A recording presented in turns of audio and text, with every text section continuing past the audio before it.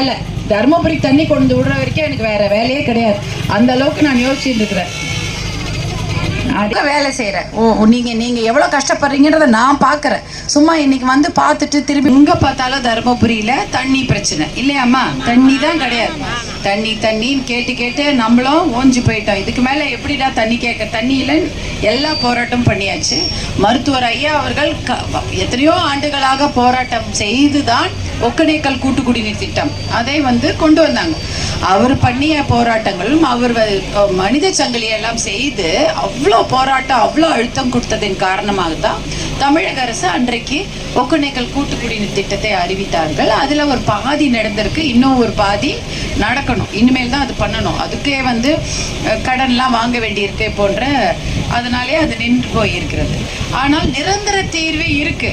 தருமபுரி மாவட்டத்தை பொறுத்த வரைக்கும் தண்ணீருக்கு நிரந்தர தீர்வு இருக்குது. அது தருமபுரி காவிரி உபரி நீர் திட்டம். அந்த திட்டத்தை கொண்டு வந்தா நிஜமாவே தருமபுரி மாவட்டத்துல தண்ணி பிரச்சனையே இருக்காது.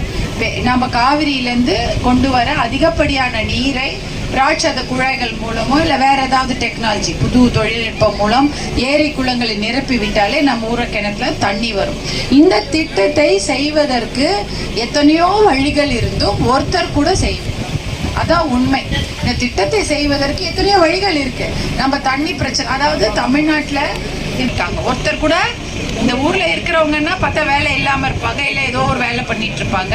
இங்க நில உரிமையாளர்களா இருந்தவங்க கூட இன்னைக்கு வெளியில போய் வேலை பண்ணக்கூடிய ஒரு நிலைமை. ஒசூர்லயோ பெங்களூர்லயோ கோயம்புத்தூர்லயோ போய் வேலை செய்து கொண்டிருக்கிறார்கள். அவங்களுக்கெல்லாம் ஏன் இங்க வேலை வாய்ப்பை உருவாக்கி தர முடியவில்லை? எவ்வளவு பெரிய மாவட்டம், எத்தனை லட்சம் மக்கள் வாழ்கிறார்கள். வேலை செய்வதற்கு தகுதியான இளைஞர்களும் இளம்பெண்கள் இவ்வளவு பேர் இருந்தும் ஒரு நல்ல தொழிற்சாலை உருவாக்கி கொடுக்க மனசு இல்லை.